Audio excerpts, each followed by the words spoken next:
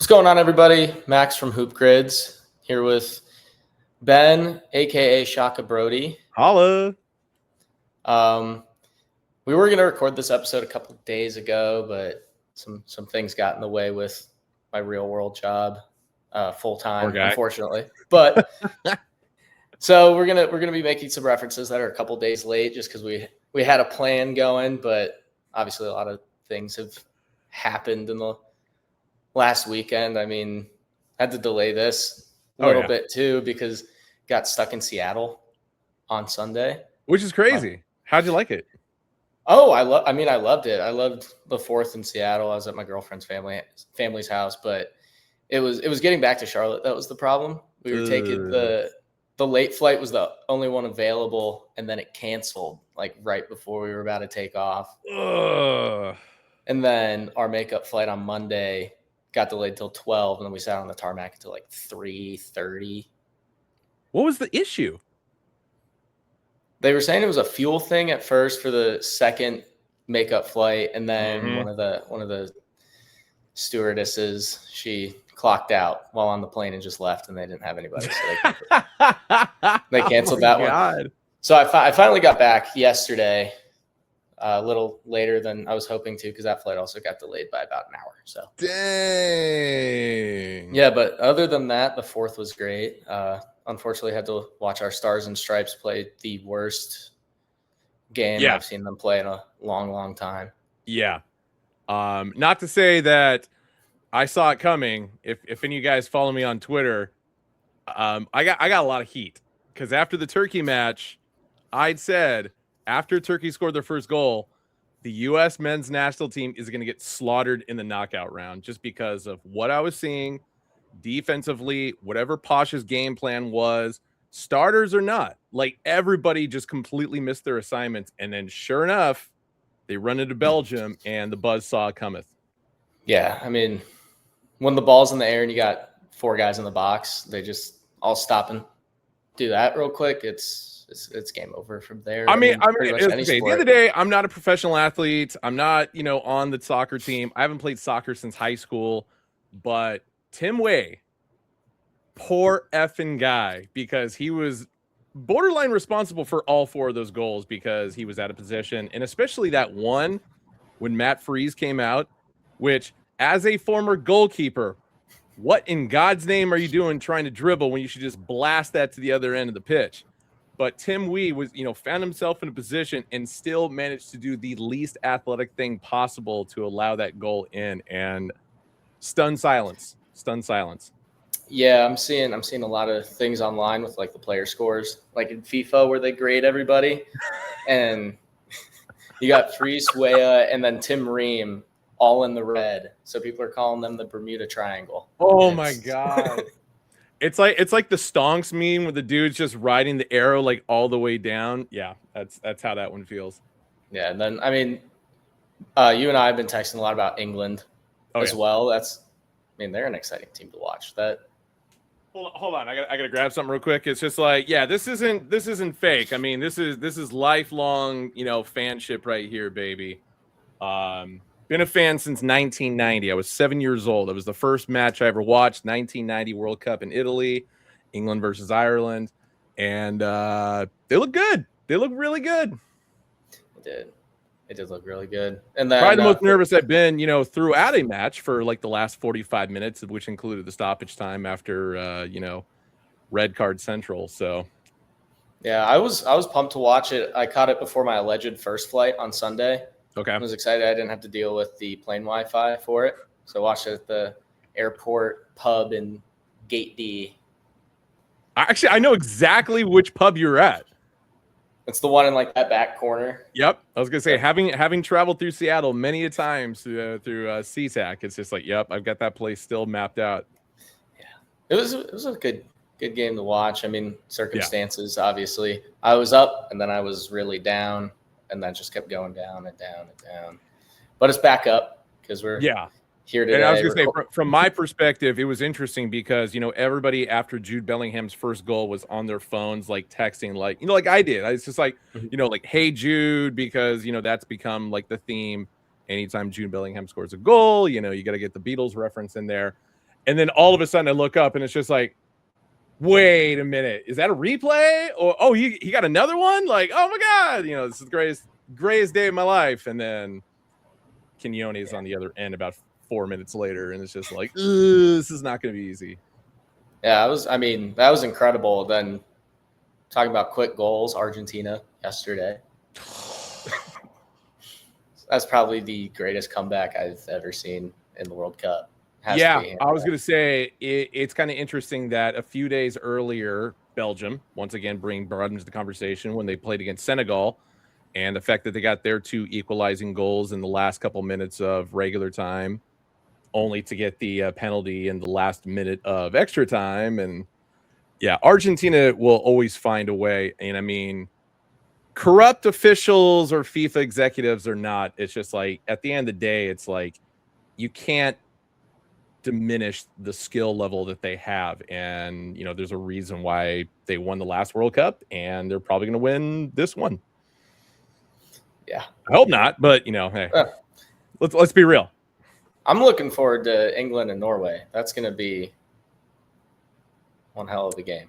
Yeah, the topic of conversation that, especially with the job that Dan Burn did defensively, the last 20 minutes or so of the Mexico match, and it's just like, him being 6'7", at what time is he going to enter the match to match up with Holland? Because if there's anybody big enough on England's squad, it's him. And the two of them have obviously played against each other in the Premier League, so it's just like there is a shining light for England in that regard. And if I saw correctly, in the 6 matches that Burn and Holland have gone against each other, Burn has only allowed 1 goal to get by him. So pretty significant.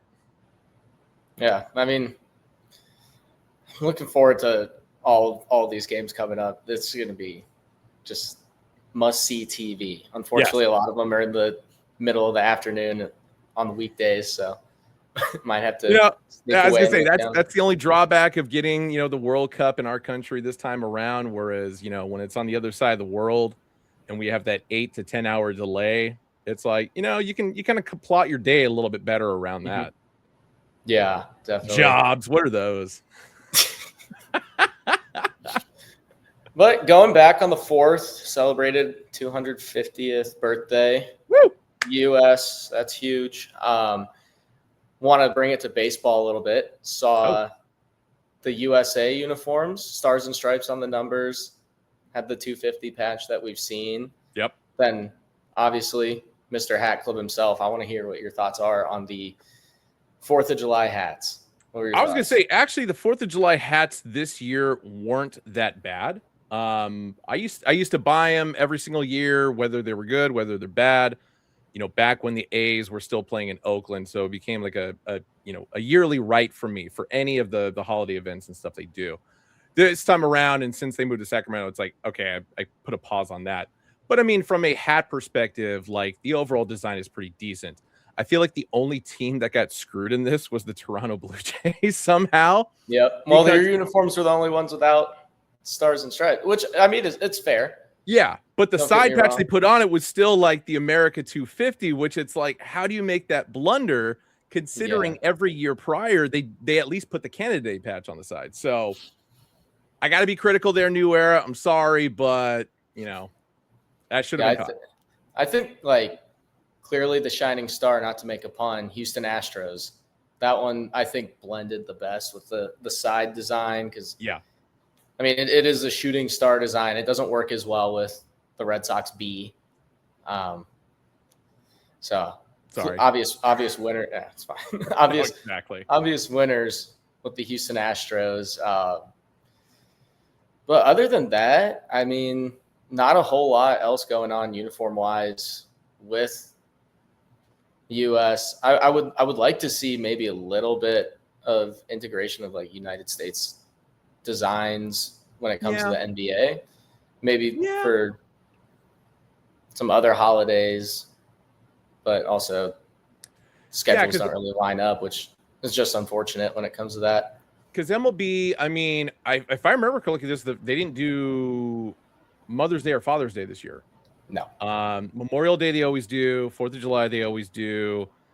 And I think that was it. So I feel bad if I'm wrong about Mother's Day, Father's Day. I mean, let's be honest. I haven't been paying attention to much baseball since, once again, the A's left Oakland. So, opening day, it's a side patch more than anything, not necessarily anything like really, too glamorous. Nothing for Easter, which they could do. Mm-hmm. Unless it falls in March, then you got a spring training thing to deal with there.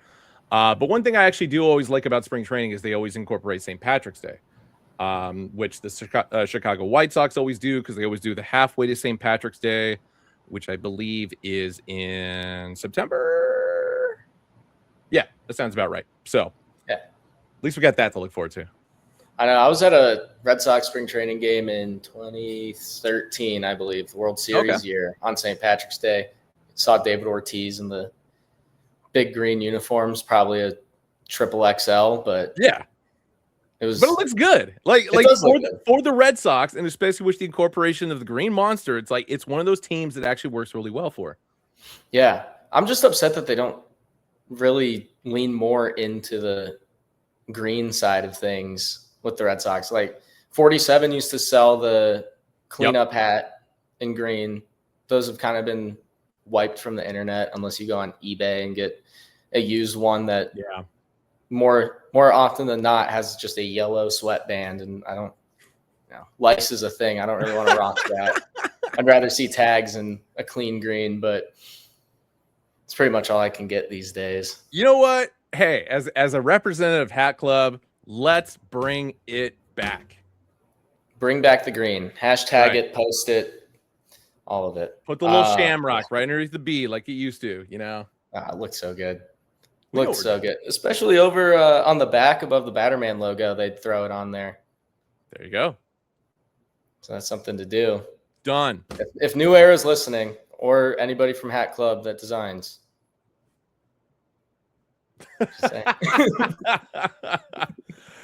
Yeah, I've never designed a collection or any individual hat for Hat Club ever. Yeah. Wink.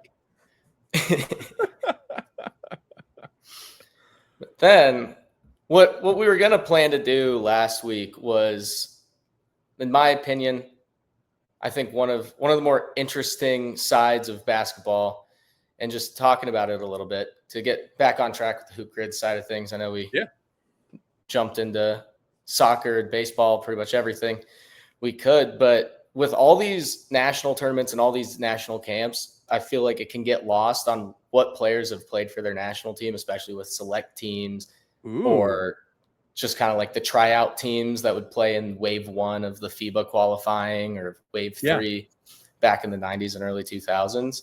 So I wanted to go through a list of forgotten stars and stripes for NBA players, and I want to see if you remember them. I wrote down, I would say 3 players on this list I knew played for the U.S. At some point. You said you knew played for the U.S.? Like 100% knew, watched them play for the U.S., but I think some of these names are going to be a little puzzling. Okay. So thankfully, I've also written stats to the side, so I'm not guessing. So our first guy I posted about him on the Twitter account, Keldon Johnson, gold medalist in 2020. That's huge. 4 points in the Olympics. Hey, it's better than 0. It's better than 0. Just put that greater than sign right there next to that 0. It's just like, 4 greater than 0, baby. Definitely. I mean,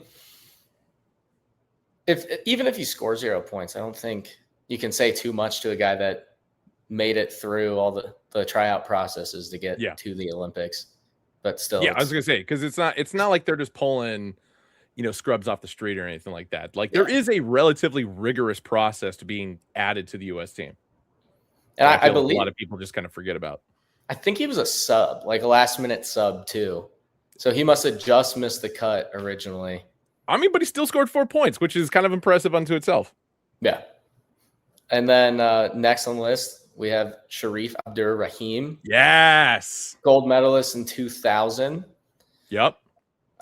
Stacey Augmon won bronze in the Olympics in 1988. Plastic Man, baby. And then we got 2 FIBA World Cup participants.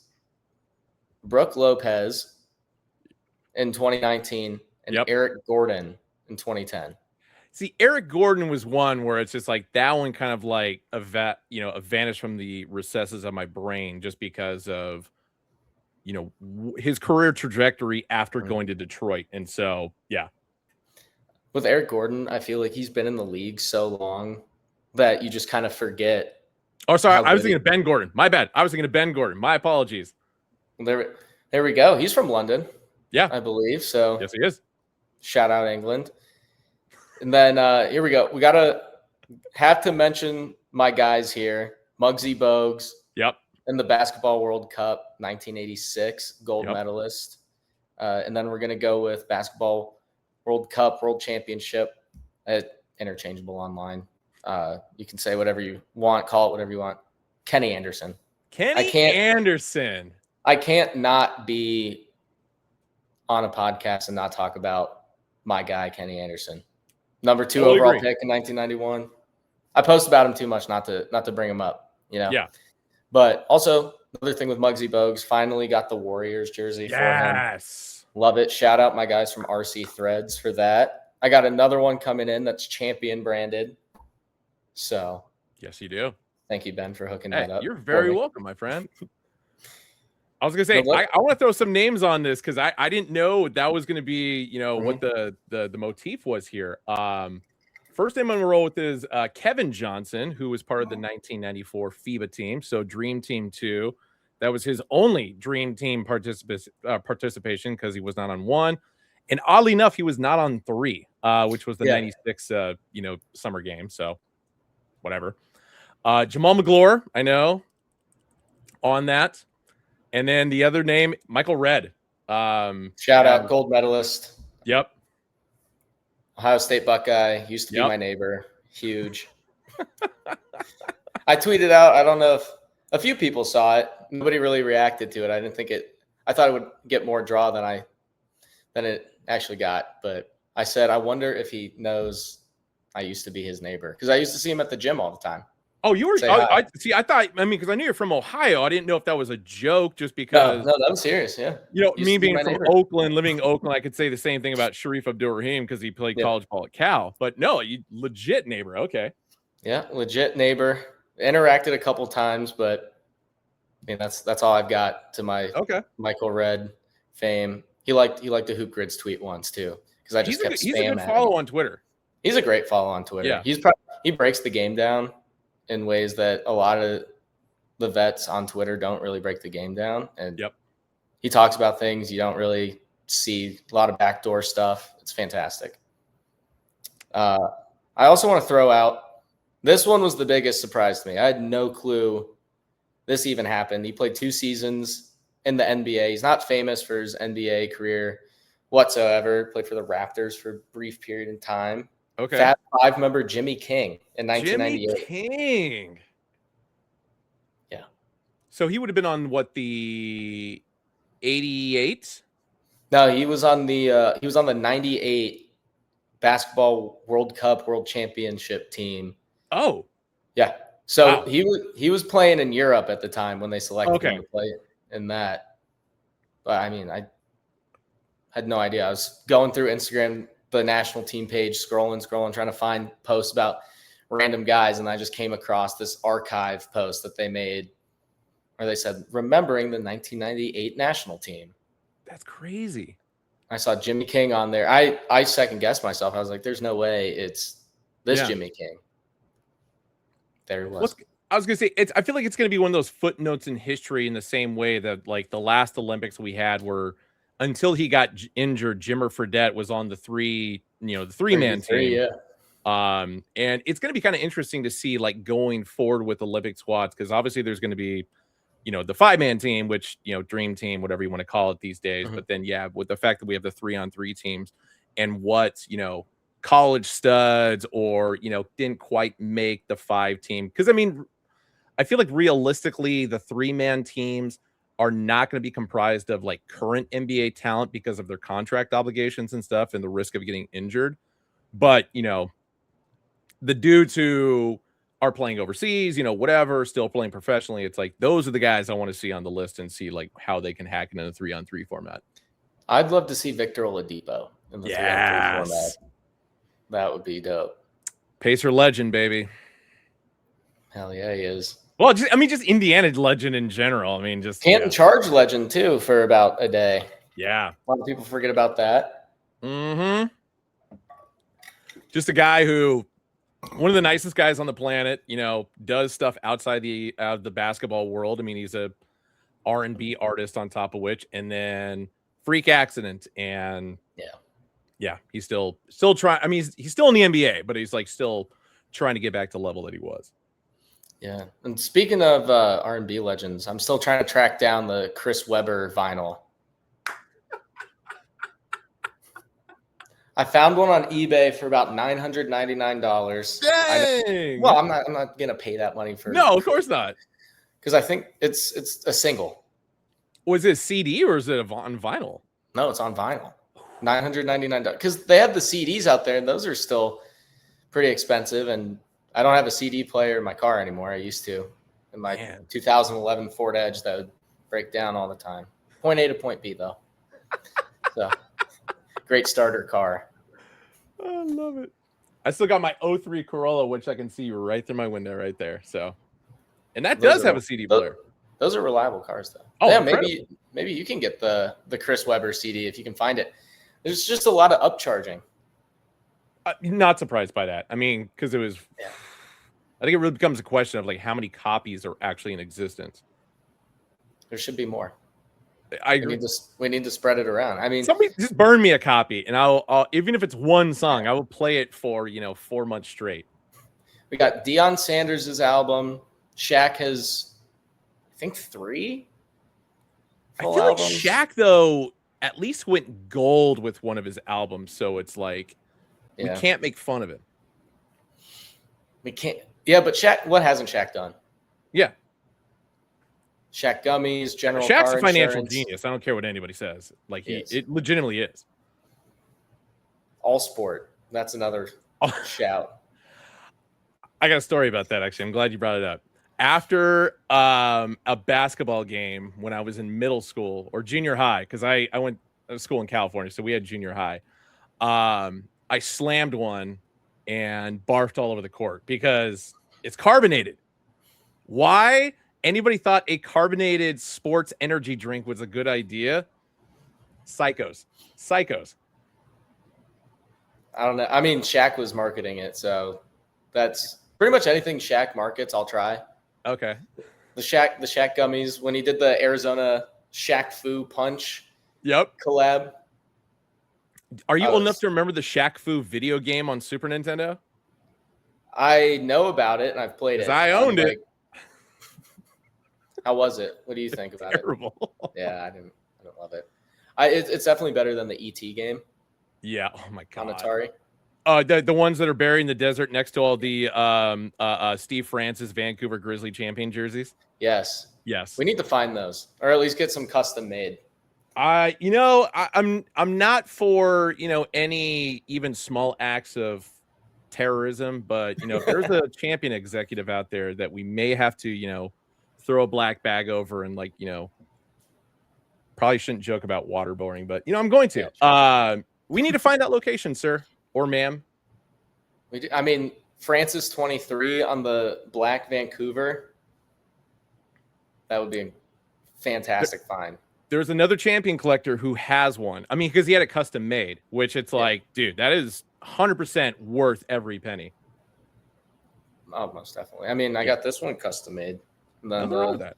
The other one's going to be custom made, so I'm excited. I'm just glad to have small customization on that. I know. One. That was not bad. That was because I was reading up on it a little bit. When you used to go to the store, like team stores, and they had the champion jerseys, it was only number 1 that you could get if you got it custom made. And so number 33. 33? Yeah, 33 and number 1 were so there's 2 stories about that. One, it's as a generic, fan jersey, you can do that. But then the other portion is, I can never remember if it was 90. I think it was 95. No, it was 96. It was 96. It was the draft jersey. So whatever player chosen, they would usually give a number 1 or a number 33, throw the name on the back, even though that wasn't going to be their jersey number and stuff during the season, but to get something quickly made. So, yeah. Kind of like what they just did with the Giannis 34, jump the gun a little bit. Or I've got one behind me. Lorenzen Wright, when he was on the Clippers and got traded to Atlanta, he wore number 55 with the Clippers. He wore number 55 in college at Memphis. And then because Dikembe Mutombo was number 55 in Atlanta, Champion produced number 56 jerseys home and away for him. And then when the season started, he chose number 42. Wow. Don't know why they even made the jerseys in the first place, but I got them. How much are those worth, you think, on resale? It's funny because I think I paid less than $50 each for them, which was crazy, considering the fact of the backstory and its rarity. It's like that's something that should be going for a lot more. Yeah, I was not complaining. I wouldn't be either. Yeah. What Champion USA jerseys do you have to get back on some USA knowledge? Let me slide over and I'll pull them down. Oh, good thing they're color coordinated. Yeah, exactly. Oh my God. All right, so this is like a lesser portion of my collection, just for the sake of I was more focused on like teams, players, whatever. But over the last, I would say 3 years, I've definitely gotten a little bit more into the Dream Team 1 through 3. So first up, Chris Mullin. Nice.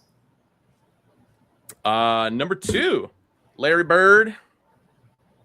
Classic. Must have. Christian Laettner. Wow. Did they produce those ones, or was that a white and a blue one? Yeah, this is actually a legit one. Wow. Yeah. That's incredible. I need to get my hands on one of those. I think I'd get some compliments out here in North Carolina for that. Oh, absolutely. I'm still trying to find the blue one. So number 15, of course, was Magic Johnson. Yep. Larry Johnson actually wore number 15 as well for the FIBA 94 championships. And speaking of 94, Derek Coleman.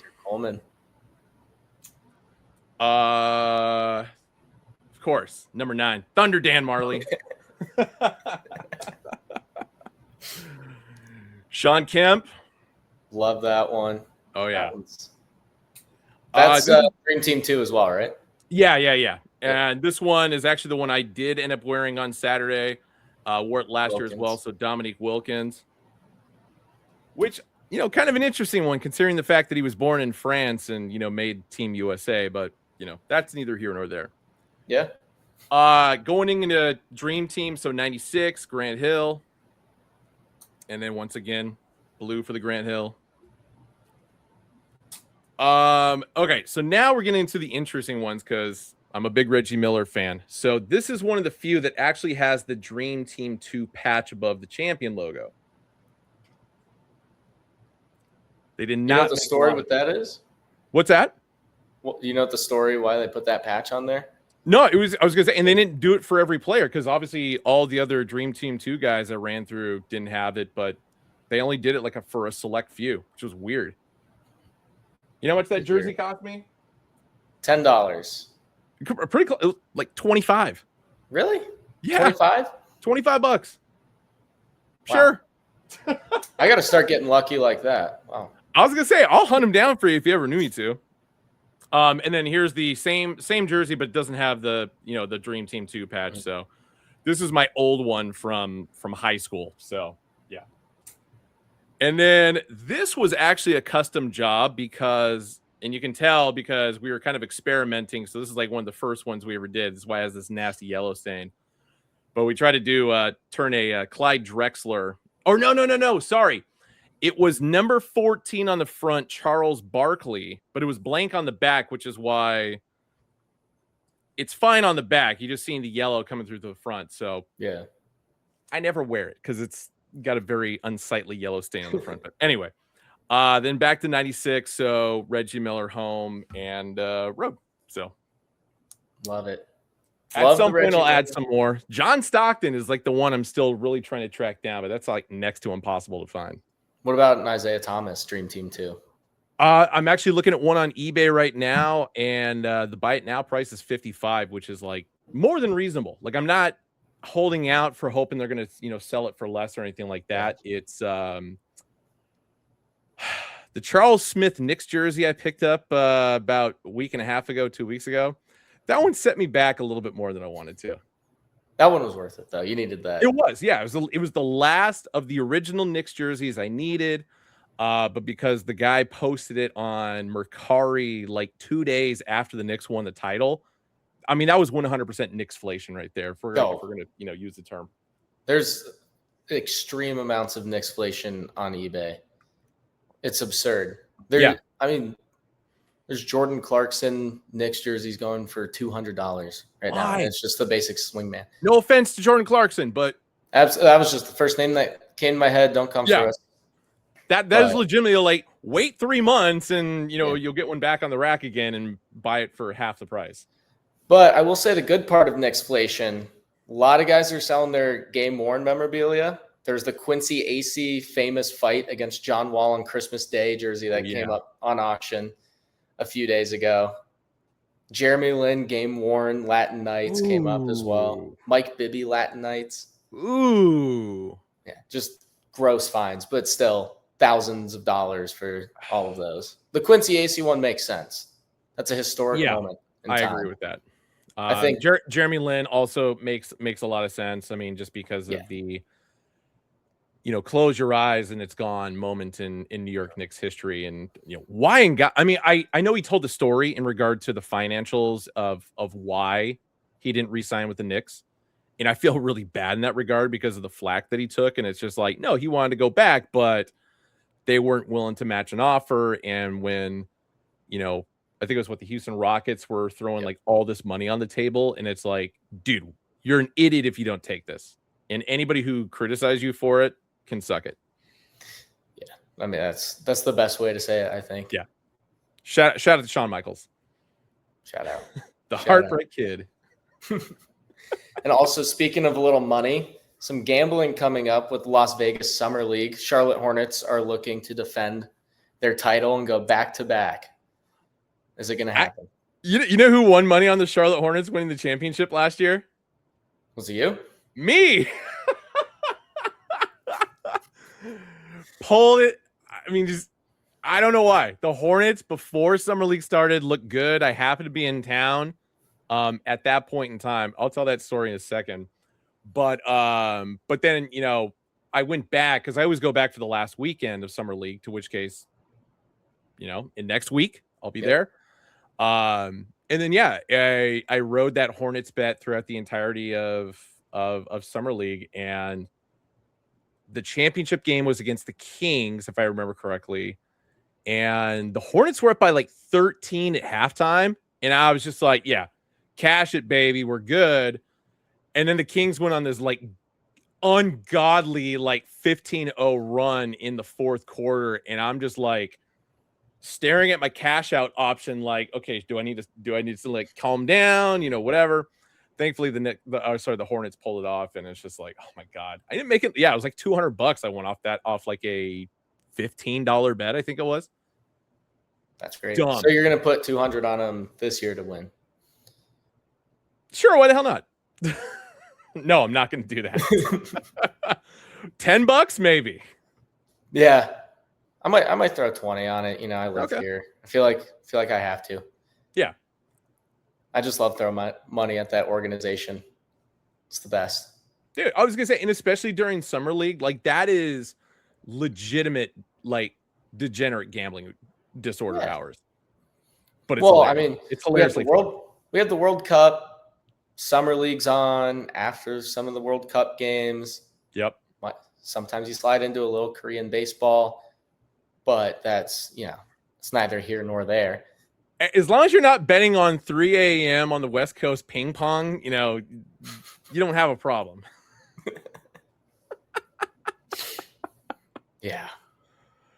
But no, my story about Summer League last year. So my wife and I went, and it just coincidentally happened the first weekend of Summer League, which is like when all the stars are out and whatever. And of course, my Indiana Pacers had just gotten trounced isn't the right word, but I mean, it was a very deflating Game 7 loss. And then, of course, in the weeks to follow, Miles Turner signs with Milwaukee Bucks. And so it's like, I'm in like, I need a friend near me mode, kind of a thing. I'm just like super depressed and stuff like that. So anyway, my wife and I go to Vegas because we had like a free comp to stay at the Fontainebleau. And some of the teams were staying there, but then we ended up rolling over to the Wynn because there's one particular bar that she likes to get cocktails at. And it's just like, hey, I had a friend that played for the University of Oregon basketball team. He was playing for the Trailblazers for Summer League, Keyshawn Bartholomew. So went and saw him because he was staying at the Wynn. We filmed a video together. And then, my wife and I grabbed a drink afterward. And we're sitting there chilling. And one of the few times where like my back is to the door and there's like all these NBA players just rolling past me because, it's like I want to focus on my wife. But then the one moment I turn my head to see who's coming in and head to toe in Milwaukee Bucks gear, it's Miles Turner. Oh, so pissed. Not in the sense of like, once again, if a guy's getting paid a bag, good for you. Yeah. But it's like the combination of his Players Tribune story that he wrote on top of all the people in the world that are going to come walking in. Like, come on, man, just anybody else. But then Doc Rivers came in like right after him. And I just like, for whatever reason, just started busting up laughing. I just thought that was the funniest thing in the world. And it kind of get me back into like a good mental state. So wife and I finished our drinks and it's like, yeah, we should probably go.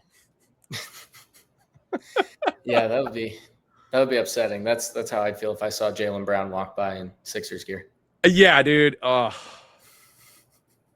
Brad Stevens, what are you doing, bro? I trust it. Kind of. Do you? No. Shout out Mike Conley though. Pumped for him to be on the squad. Pumped for Mike Conley. Met him in Miami a couple of years ago. Great guy. Shouted OH at him, and he turned around, ducked his head. He's IO. And right as soon as I said it, it was almost automatic. He came up to me. Was like, "You care if we get a picture real quick?" And he's like, "Dude, you're the only person that shouted that to me in weeks." It's like I thought people forgot. I was like, no. Like, I love that, man. Actually, on top of that, I love professional athletes who still have deep respect for their school. And especially for Chance, like the random times I've run into like University of Oregon players, because that's where I went to college, and I'll throw a Go Ducks at them, not expecting like any reaction, but then they'll throw it back. And it's like, you know what? All's right in the world. Yeah. I mean, you got to love that. Yeah. And then I want to give a quick shout out. Not sure if anybody saw the post last night, but Lana Sports sent me a nice little ABA care package. Dude, yes. Yeah. Got the ABA ball official, and not going to do much with it. I tried dribbling with it for a split second, almost hit my bar cart and shattered a lot of glasses. So it's a little slippery. It's brand new. Yeah, I was going to say. Then got a decanter and a nice wood crate, dude. Some basketball cards. It was just class act gift, and I really appreciate that. Shout out Lana Sports. That's beautiful, man. Yeah. Good for you. Thank you. I appreciate that. And then, hoopgrids.com, all the games, connections.hoopgrids.com. I call it game.com or .hoopgrids.com. Don't want to get in trouble for that. And then what do you got with Hat Club? I was going to say, actually, just based on when we're filming this upcoming weekend, we're actually going to be in Philadelphia doing our first ever pop-up there.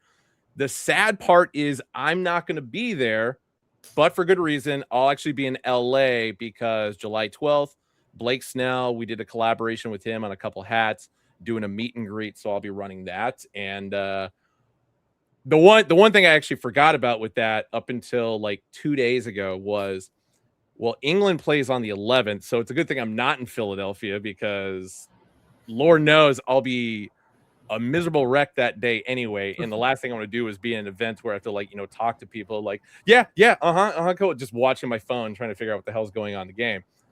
But it also means I have to go easy on the booze because the last thing I want to do is be hungover for the meet and greet in LA the next day. So yeah. Perfect. And then last thing I want to touch on before we close out here. We are going to be moving from my personal Gmail, basic generic YouTube channel, and we're going to be moving the show over to Hat Club. Yeah. So lot to look forward there. Lot to look forward there. Lot to look forward to in August. We might get another episode out on this account, this channel, but if anything, we'll just move. I say we do one when I get back from Summer League, man. We'll see how this bet went through the whatever I throw in while I'm out there, and we'll talk about how I might need counseling or something like that. I don't know. Yeah. Well, we got the hotline, so that's true. If we have time in between, you might need to call that. All right. But we will see you guys in the next episode. Thank you for listening. Hell yeah.